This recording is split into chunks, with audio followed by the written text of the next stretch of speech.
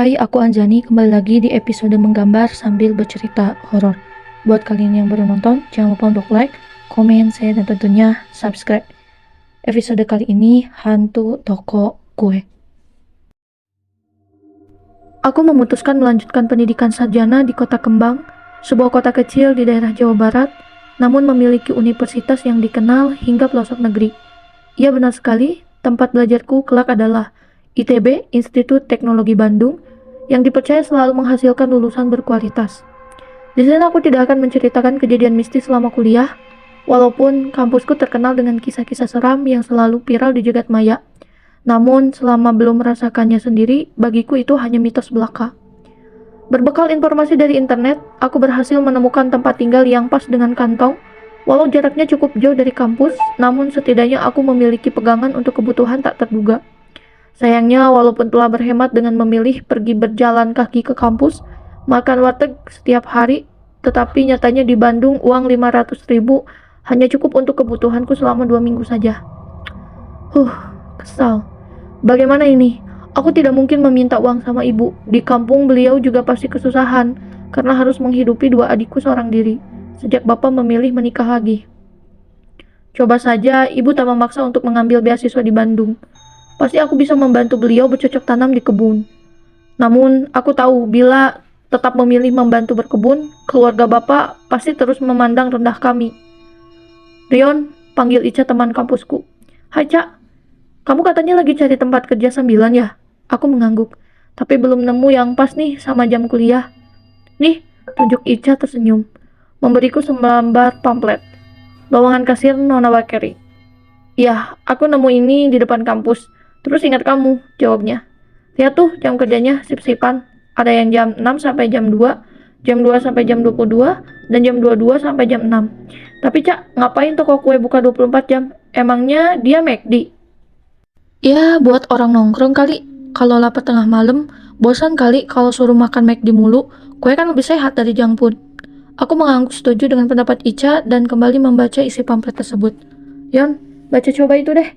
Tunjuk Ica pada informasi syarat pelamar kerja. Tidak menerima anak indigo, jangan-jangan di sana ada hantunya. Aku tertawa. Cak, hantu kan cuma mitos. Aku yang dari kampung aja nggak pernah ketemu. Usai pulang kampus, aku kembali ke kos untuk membersihkan diri dan segera berangkat menuju Nona Bakery. Perjalanan ini ternyata memakan waktu cukup lama, bahkan aku harus berganti angkutan umum 3 kali. Namun demi tambahan biaya selama di sini, ini bukan masalah besar bagiku. Selamat malam, sapa aku pada penjaga kasir.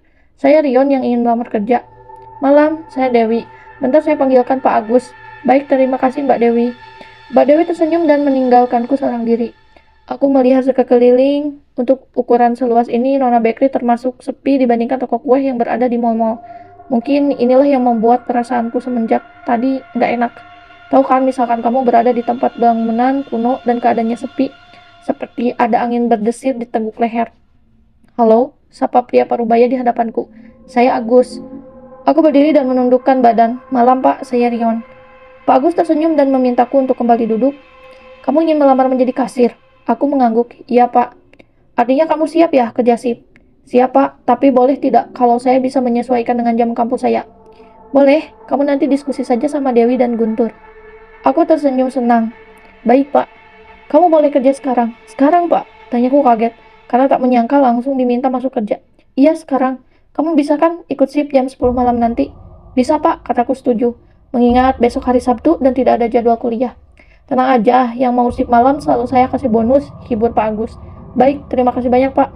Dewi, tolong ajarkan Rion ya, dan kasih tahu pantangan yang tak boleh dilakukan setelah jam 12 malam. Mbak Dewi mengangguk. Rion, panggilnya padaku usai peninggalan Pak Agus. Sini ikut saya. Aku mengikutinya, kemudian Mbak Dewi mulai mengotak-atik meja kasir dan mengajarkan cara mengoperasikannya. Selanjutnya, dia mengajariku cara mengaduk adonan yang dilakukan shift malam agar bisa langsung dimasak oleh chef esok paginya. Ada yang mau ditanyain nggak? Tanya Mbak Dewi ramah. Udah jelas, Mbak. Oh ya, Rion, kata Mbak Dewi tiba-tiba berubah serius. Nanti antara jam 12 malam sampai jam 5 pagi, kalau kerjaan udah selesai dan kamu bosan, jangan bengong atau tidur ya. Lebih baik main game. Kenapa, Mbak? Pamali bengong malam-malam sendirian, dan kalau kamu tidur takutnya nggak dengar ada orang datang. Aku mengangguk mengerti. Nah, kamu juga jangan pasang lagu keras-keras. ngomong kotor, dan kalau misal mau telepon sama teman, juga jangan ketawa-ketiwi. Kenapa mbak? Nanti ada yang keganggu. Aku tertawa.